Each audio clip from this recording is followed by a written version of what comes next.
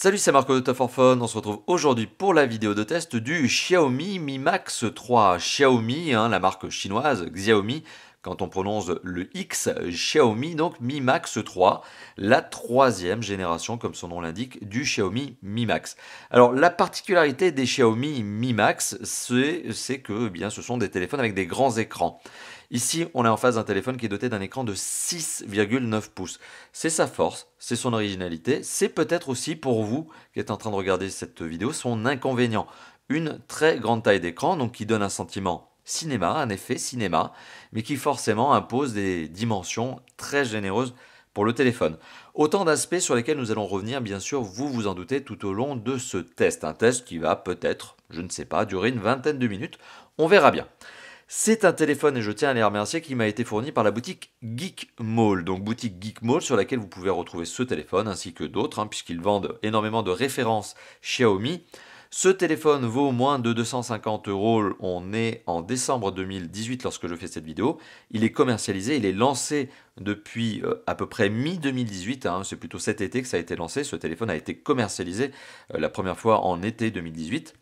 C'est un téléphone donc, que vous pouvez retrouver sur la boutique Geek Mall, une boutique qui d'ailleurs vous permet, grâce à Top for Fun, de bénéficier de 5 euros de réduction supplémentaire. Oui, puisque Top for Fun vous a dégoté un petit code promo sympa, Top for Fun 5 euros de réduction supplémentaire pour vous. Je mettrai le code, le lien, tout ça en description, en commentaire, en annotation de cette vidéo. Alors le Xiaomi Mi Max 3, je vous l'ai dit, l'une de ses forces c'est son très grand écran de belle diagonale, mais c'est pas le seul point. C'est un téléphone qui présente très bien. Je trouve le look de ce téléphone très réussi. Bon, il n'y a pas de mystère, c'est un look très Xiaomi. C'est conforme à ce que l'on a l'habitude de retrouver chez la marque, à savoir un téléphone avec énormément d'arrondis sur les angles, énormément d'arrondis sur les côtés, et un dos en métal, aluminium. Et ici, on est sur une couleur noire, sachant que ce téléphone existe en 3 déclinaisons. La couleur noire que vous voyez tout de suite devant vous. Il existe aussi en or, doré donc, et il existe aussi en bleu. Donc il y a 3 versions couleurs. À vous de choisir celle qui vous convient et qui vous plaît le plus. Alors comme je vous le disais tout à l'heure, c'est un téléphone qui a des dimensions qui sont très généreuses. On est sur un téléphone, et je reprends les éléments de façon très factuelle, vous allez voir, je vous les donne. 17,6 cm de long, c'est à peu près 2 cm de plus que la moyenne des smartphones. On a un téléphone qui fait 8,7 cm de large, c'est 1,5 cm de plus que la moyenne des smartphones. Et puis on est sur un téléphone qui fait 0,8 cm d'épaisseur. Donc là, on est dans la bonne norme, sachant qu'on a quand même ce petit capteur photo en excroissance, et bien pour le coup, avec le capteur, on est plutôt dans les 1 cm. Un téléphone qui pèse 221 grammes, donc il a aussi son poids. Alors c'est un poids qui se fait oublier. Avec le temps, on ne se rend même pas vraiment compte du poids, c'est-à-dire qu'à force de le prendre en main, à force de l'utiliser, 221 grammes, on ne s'en rend pas vraiment compte à la fin. Mais ça reste quand même une bonne vingtaine, voire même plus de grammes supplémentaires qu'un autre téléphone, celui que vous pourriez avoir en ce moment même. Donc ce qui fait que finalement, oui, l'écran, il a son intérêt, mais forcément, il impose une construction, une architecture, un châssis, une carrosserie beaucoup plus grande. Logique, l'écran, on peut pas le cacher. Si on veut un écran de 6,9 pouces, il faut bien le mettre dans quelque chose, et le châssis, donc, il a des dimensions généreuses. C'est un téléphone qui présente très bien, c'est un téléphone qui se prend bien en main malgré tout. Bon, après pour taper les SMS, pas de mystère, vous allez utiliser les deux mains. Et c'est un téléphone par contre qui est extrêmement glissant. Mais alors vraiment extrêmement glissant, comme tous les Xiaomi construits de la même manière, construits sur le même modèle. Du coup, moi ce que je vous conseille, c'est quand même de mettre une petite coque protectrice, qui va d'ailleurs, en raison de sa surépaisseur, protéger le capteur photo. Parce que le capteur photo, il est relativement exposé quand même. Faut le dire, à force de faire ça sur une table, vous allez rayer le capteur photo. Donc autant s'abstenir de ce fait, et mettre une bonne coque, pas forcément une grosse coque, mais mettre une coque, silicone, normalement il y en a une dans la boîte d'ailleurs si mes souvenirs sont bons, qui vous permettra de combler un petit peu cette excroissance, et plutôt de rayer la coque plutôt que le capteur en lui-même, parce qu'une fois que le capteur est rayé, les photos elles sont nettement moins de bonne qualité. Alors des photos d'ailleurs sur lesquelles je vais revenir d'ici quelques instants, je vais vous en parler de cette qualité photo. Alors un téléphone qui présente bien, un téléphone qui prend aussi vraiment très bien les traces de doigts. Ce matériau, cette carrosserie métal à l'arrière, si vous avez les doigts un peu gras, si vous avez mangé McDo, ça va être un carnage. Ça prend vraiment extrêmement bien les traces de doigts, donc vous allez passer votre vie à le nettoyer. C'est un grand classique. L'écran, c'est à peu près la même chose aussi. Alors au niveau de l'image, comme je vous l'ai dit, c'est une des forces de ce téléphone. C'est peut-être d'ailleurs son point fort. Les Mi Max sont connus pour leurs grands écrans. Est-ce que pour vous c'est un avantage ou une faiblesse? À vous de me le dire dans les commentaires. C'est un grand écran de 6,9 pouces, comme je vous l'ai indiqué, 17,5 cm de diagonale. Si vous mettez un téléphone de 5 pouces à côté, vous allez voir, l'effet est juste impressionnant. Vraiment impressionnant. La diagonale, on sent que ça a tiré, quoi. On sent que l'écran est encore plus grand, quoi. Alors c'est un téléphone avec un très grand écran qui bénéficie en plus d'un format assez particulier, c'est un format 18 neuvième, donc un peu plus grand, un peu plus long que le format 16 neuvième, donc ce qui fait qu'on a aussi une résolution qui est un petit peu originale. Enfin originale, maintenant ça commence à se banaliser en 2018, mais c'est une résolution Full HD+, c'est-à-dire qu'on est au-dessus du 1080, on est sur 2160 pixels au lieu des 1920 pixels par 1080 pixels. Donc on a plus de pixels en haut et en bas ici. Bon, si je le mets comme ça, c'est à gauche et à droite. Donc on a plus de pixels. Ce qui fait que lorsque vous regardez une vidéo, vous pouvez choisir soit de garder la vidéo en format 16 neuvième, donc avec 2 bandes noires, soit de garder la vidéo en format 18 neuvième, donc ça va l'étirer ou grignoter potentiellement un petit peu de pixels en haut et en bas. Voilà, donc ça c'est le jeu. Quand on a un format 18 neuvième, c'est plus immersif selon certains. C'est vrai que le côté cinéma est là. Et ça fait un format qui est un petit peu plus original. Par contre, au niveau de la vidéo, vous voulez le voir, donc un peu plus de traitement. Au niveau du contraste, on est sur un téléphone qui a un très bon contraste pour la technologie qui est employée, c'est à savoir de l'IPS.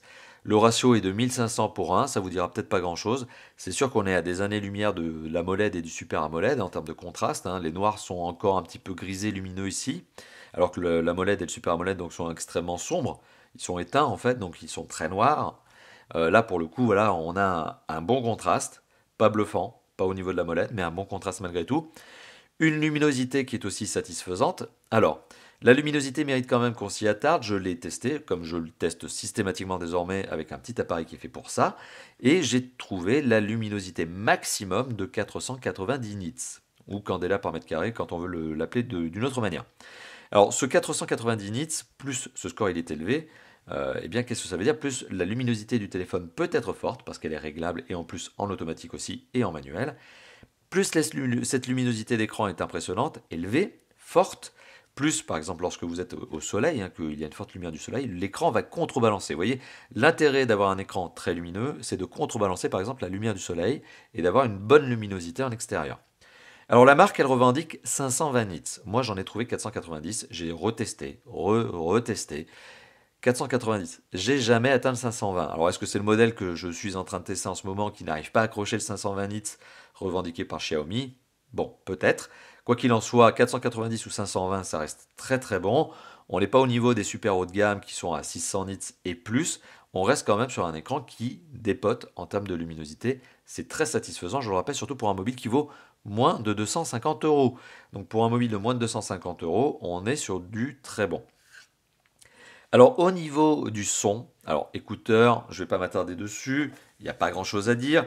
Présence d'un jack, et oui, il y en a bien ici, ça reste quand même de plus en plus rare parce que les smartphones et les constructeurs donc, qui fabriquent ces smartphones ont tendance à éliminer ce petit connecteur, ce qui est un petit peu dommage je trouve, mais bon, soit.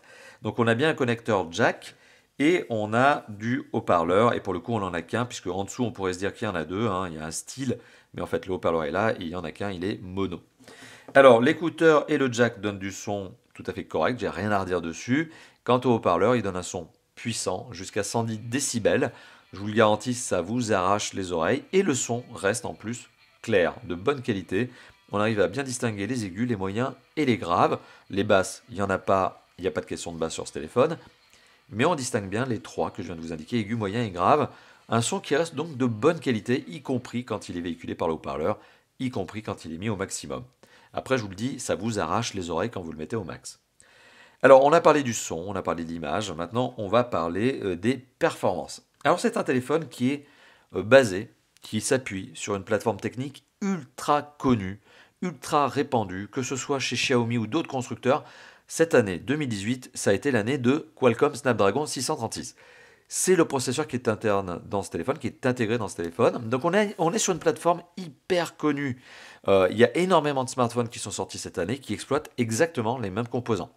Processeur, on va vous le montrer, je vais vous le montrer. Donc on est sur un Qualcomm, si la caméra fait son focus, Qualcomm Snapdragon 636. C'est un processeur ici 8 cœurs cadencé à 1,8 GHz. Il est accompagné d'un Adreno 509, c'est le processeur graphique, ce qui est logique puisque les deux vont de pair.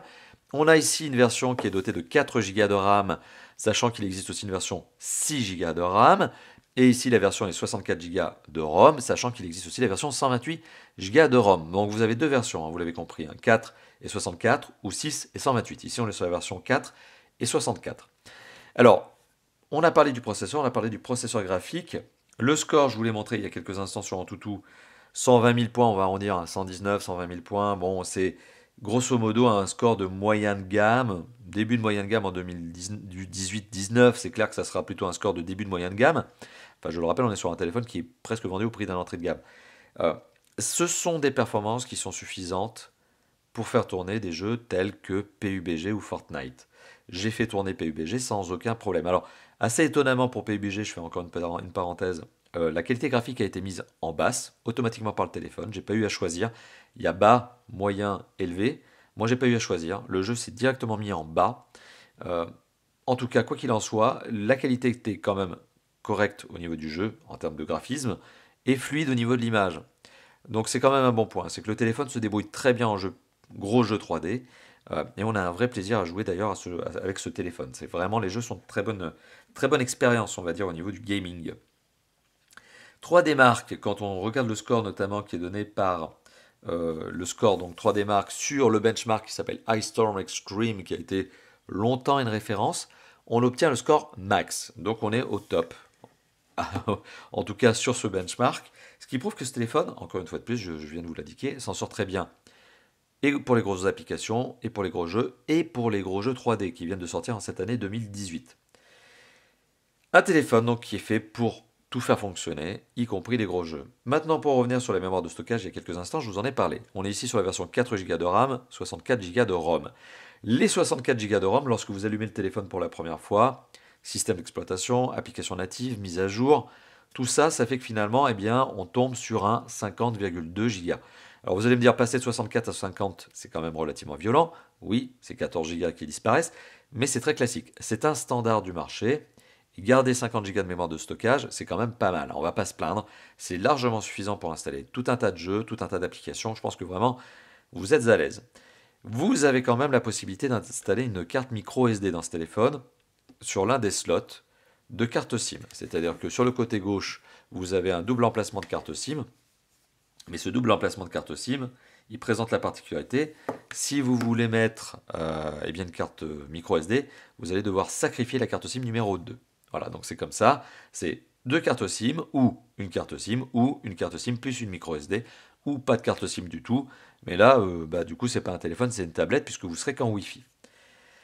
Donc on a parlé des performances, on a parlé notamment de la mémoire, maintenant on va parler de la connectivité. Alors c'est un téléphone qui est connecté, il n'y a rien à dire dessus. C'est un téléphone qui est doté de la 4G, fréquence donc B1, B3, B7, B20, pas de B28. D'ailleurs il y a beaucoup de constructeurs encore en 2018 qui ne mettent pas de B28 dans leur téléphone au niveau de la 4G. On dirait que les constructeurs n'y croient pas. D'ailleurs même les opérateurs en France ont tendance à pas trop y croire, j'ai l'impression. La B28 c'est une fréquence qui est très peu utilisée encore, très peu déployée on va dire en France.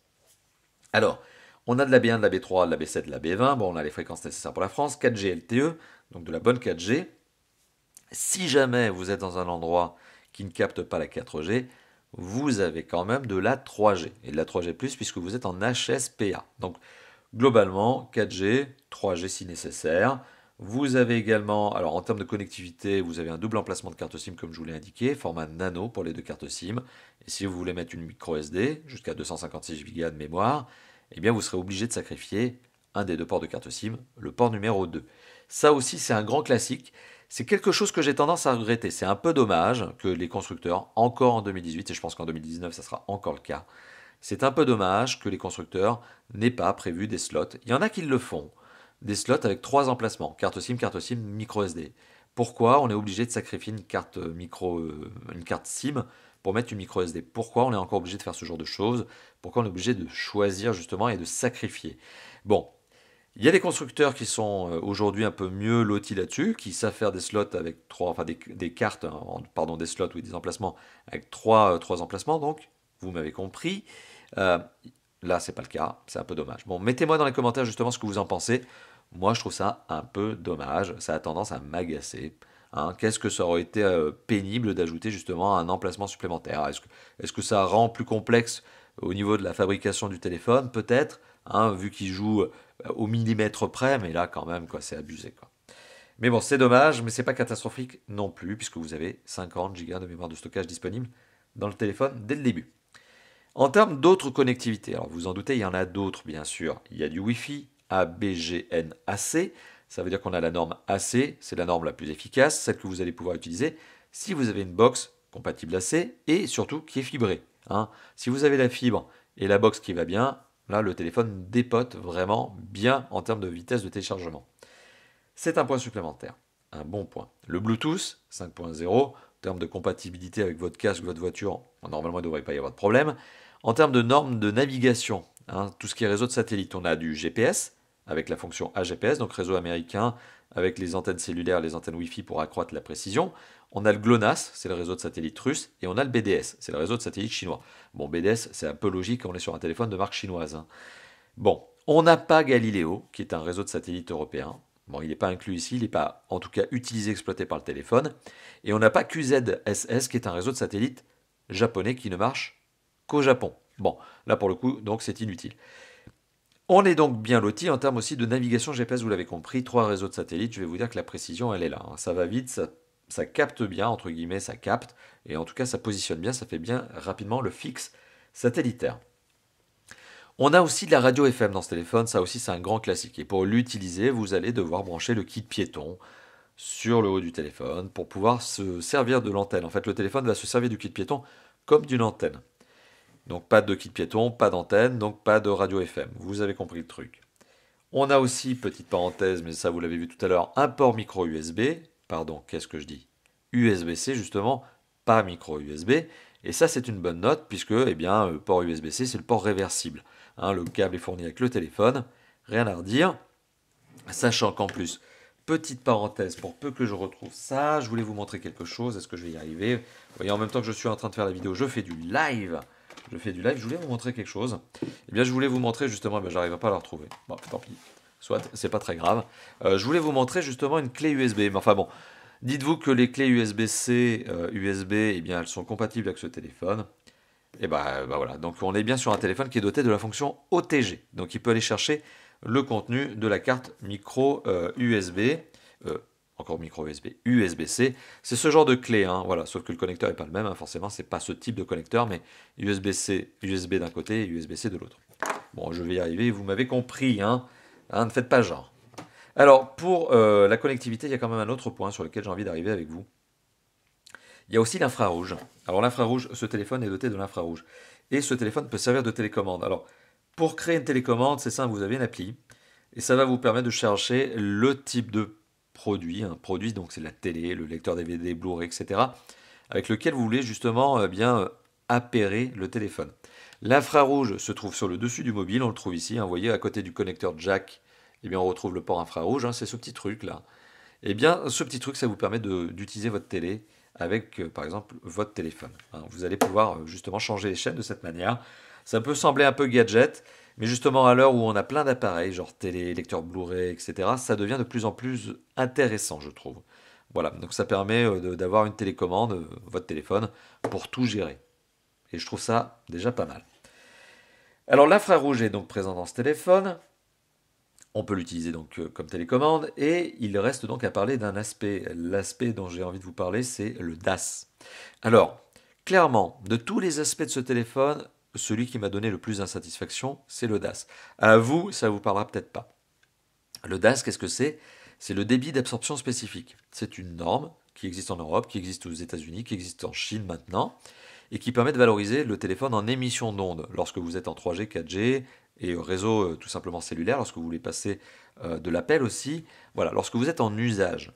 Et bien plus ce score de DAS est élevé, plus le téléphone balance des ondes. Bon, à l'heure actuelle, on ne sait pas si le DAS, les ondes, sont dangereuses. On n'a pas suffisamment de recul. Bon, c'est comme ça fait que 20 ans au final qu'on a vraiment des téléphones portables, on n'a pas vraiment suffisamment d'expérience encore. Mais dans le doute, on fait quand même des études, on fait quand même des analyses et on fait quand même un score maximum. Comme la voiture a du CO2, bon, là pour le coup c'est jugé dangereux et on le sait que c'est dangereux, et bien le téléphone a un DAS. Mais on ne sait pas encore si c'est vraiment dangereux. Pour le coup, ce téléphone a un DAS qui est à mon avis très élevé. C'est-à-dire qu'en 2018, on arrive à avoir des téléphones qui ont des 0,2, 0,3. Ça ne veut peut-être pas dire grand-chose comme ça, mais ça vous donne un score. Ce téléphone, sur une norme maximum, à ne pas dépasser de 2, donc vous imaginez les concurrents à 0,2, 0,3, la norme légale c'est 2 et elle est déjà très généreuse, et bien ce téléphone il est à 1, je vais vous donner le score précis, 1,58 watts par kilo à la tête. Au corps c'est 1,42. Donc retenez le score à la tête. Donc on est sur un téléphone qui balance très fort en ondes. Alors je sais que certains d'entre vous ont tendance à me dire oui, mais s'il balance plus en ondes, il va accrocher mieux le réseau. Bon, c'est pas forcément vrai, hein, ça. C'est vrai qu'on pourrait se le dire. À la rigueur, on peut admettre ce point. C'est pas forcément une vérité. C'est pas général, une vérité. C'est pas une vérité générale. On peut l'admettre ici, mais quand même, c'est un téléphone qui balance fort, hein. Alors, après, on a parlé du DAS pour la connectivité. Vous avez compris, c'est un point relativement négatif pour moi. Maintenant, on va parler d'autres choses. On va parler notamment du système d'exploitation. Et vraiment, je ne vais pas m'attarder des heures et des heures sur ce système. Pourquoi? Parce que, premièrement, il est bon. Mais il est complet. Et on pourrait d'ailleurs, justement, si je devais faire une seule vidéo sur le système d'exploitation, je pourrais en prendre pendant 1 heure. Alors, c'est un système d'exploitation qui est un système d'exploitation Android. C'est Android 8.1 Oreo, sur lequel Xiaomi a mis une surcouche. Alors, je sais que si on est un vrai puriste, on dit un fork. Moi, je m'en moque, je dis pas fork, je dis une surcouche. C'est plus facile à comprendre. Et bien ici, on a une surcouche qui s'appelle MIUI 10, d'ailleurs parce que le téléphone a été mis à jour en novembre 2018. Donc on est sur MIUI 10, donc c'est la dernière version du système d'exploitation revu par Xiaomi. Qu'est-ce que ça veut dire? On a du fond d'écran, on a des icônes, on a de l'ergonomie qui a été retravaillée. On a notamment un paramètre, donc un menu de paramètres hyper complet qui vous permet d'ajouter des gestes, qui vous permet d'ajouter de la personnalisation. Donc on va très loin, on va très très loin. Et en plus, on a des applications. Alors, vous voyez, on a des applications qui sont assez étonnantes. On a Chrome. Alors Chrome, c'est le navigateur par défaut d'un smartphone Android. C'est le navigateur proposé par Google. Mais on a aussi le navigateur de Xiaomi qui s'appelle Navigateur. Voilà, on a une application musique qui s'appelle Musique. On a une application vidéo qui s'appelle My Video. Et ça, c'est des applications de Xiaomi. C'est Xiaomi qui les a créées, qui les a implémentées ici. On a aussi Mi Community. Ok, donc c'est pour gérer justement un espace communautaire d'utilisateurs Xiaomi. Forum MIUI, si vous voulez partager justement sur on va dire votre expérience au niveau du système d'exploitation. Et on a d'autres choses. Et on a le pack notamment d'applications Google. Bon, voilà, on ne va pas s'attarder là-dessus. On a le pack d'applications Xiaomi. Il y en a une qui est intéressante ici, c'est Enregistreur. Enregistreur, ça vous permet de filmer l'écran. Donc si vous êtes en train de faire une session de gaming, par exemple, et que vous voulez après la diffuser sur YouTube, voilà, ça existe, hein, le gaming mobile, et ça devient de plus en plus à la mode justement de streamer du gaming mobile. Eh bien vous pouvez le faire ici. Voilà, vous avez de quoi, puisqu'il y a une application qui est là pour ça. Bon, après, vous avez d'autres applications qui ne sont pas forcément très utiles, un scanner de code QR code, un Mi Drop qui est une sorte de Dropbox version Xiaomi, parce que Xiaomi aime bien avoir ses propres applications à leur sauce. Et vous avez sécurité, sécurité qui est une sorte de vaste fourre-tout dans lequel on retrouve un nettoyeur de RAM, un nettoyeur de ROM, une liste noire qui vous permet de bloquer des appels et des SMS. On retrouve également un mode gaming qui permet d'accélérer entre guillemets les performances du téléphone, c'est-à-dire en fait ça va vider la RAM pour tout donner au jeu que vous jouez. Tester le réseau qui vous permet de tester la vitesse du réseau sur lequel vous êtes en train de vous appuyer. Et vous avez aussi la possibilité notamment de cloner les applications. Ça peut être utile. Par exemple, vous pourriez avoir envie d'avoir de Facebook, pourquoi pas. Bon, et ben c'est possible. Vous pouvez donc cloner des applications. Et vous pouvez aussi avoir 2 bureaux, 2 espaces de navigation. Un, on va dire officiel, celui-là. Et puis vous pourriez en avoir un deuxième caché par un mot de passe, notamment, qui vous permet notamment de sécuriser 2 environnements différents. On peut très bien imaginer que ce téléphone est un téléphone que vous allez prêter à votre petit-neveu. Eh bien, votre petit-neveu, il est curieux, il a envie d'aller voir la galerie de photos. Non, la galerie de photos, elle est dans un autre univers que vous avez sécurisé en plus. Voilà, donc ça vous permet d'avoir 2 espaces différents dans le même téléphone et ça fait partie des fonctions de base proposées par la surcouche de Xiaomi qui s'appelle MIUI 10 ici, dans cette version donc 10. Voilà, donc on va pas s'attarder plus sur le système d'exploitation, j'en ai déjà beaucoup dit, et encore une fois de plus, c'est un système dont on peut parler des heures. On pourrait vraiment aller dans le détail, on pourrait aller encore plus loin, et ça ferait une vidéo à elle seule qui ferait 1 heure. Alors, maintenant il est temps de passer à l'usage de ce téléphone. Alors vous l'avez compris, c'est un téléphone qui fait tous les usages. C'est un smartphone moderne, comme il se respecte, comme il se doit. Il vous offre tout. Il vous offre tout ce que vous êtes en attente, en mesure d'espérer. C'est un téléphone aussi qui fait du gaming. C'est un téléphone qui fait de la navigation GPS. C'est un téléphone qui peut aller sur le web, qui peut envoyer des SMS, qui peut recevoir des appels, etc. Bon, C'est un téléphone qui fait tout, y compris, donc, comme je vous l'ai dit, le gaming 3D bien gourmand. C'est un mobile qui se distingue aussi de ses concurrents par deux aspects. Il y a notamment les capteurs photo et notamment l'autonomie. Alors, pour les capteurs photo, on a, vous l'avez remarqué, à l'arrière, un double capteur photo. Un 12 mégapixels accompagné d'un 5 mégapixels. Alors, je vais vous le dire, franchement, j'ai été bluffé. Le double capteur photo dorsal prend des photos avec un autofocus qui est rapide, efficace. Tout est automatique, c'est aussi gérable en manuel. La qualité photo donnée par le capteur photo, les doubles capteurs photo dorsaux, elle a été bluffante. Je ne m'attendais pas à cette qualité photo. Je ne m'attendais pas à un résultat aussi bon pour un téléphone vendu à 250 euros, dont le but principal est d'offrir un grand écran et pas forcément une qualité photo. Bonne qualité des capteurs photo dorsaux. Donc je trouve, franchement, efficace, ça prend bien. C'est pas un boîtier réflexe, faut pas non plus dire n'importe quoi, mais ça donne un résultat qui est très convaincant. Et j'aurais probablement mis une incrustation ici pour vous faire votre propre opinion, pour vous permettre de vous faire votre propre opinion. Ça, c'est pour le capteur photo dorsal, enfin les deux.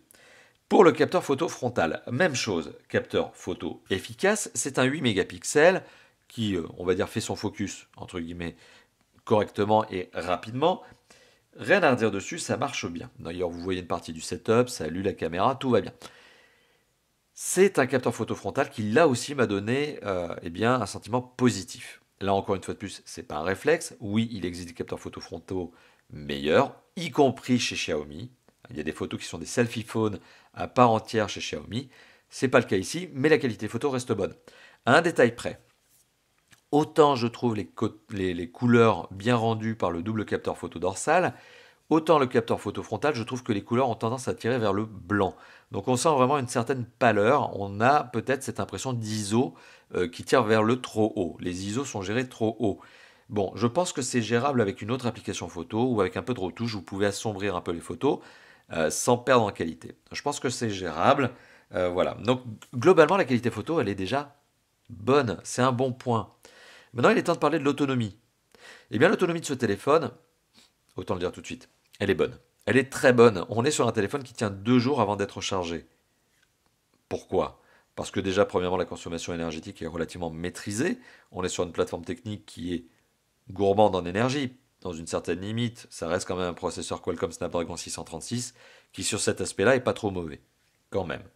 Donc on a une plateforme technique qui est pas trop mal. On est aussi sur un téléphone qui a une bonne autonomie parce qu'il a une batterie, ce téléphone de dingue. 5500 mAh.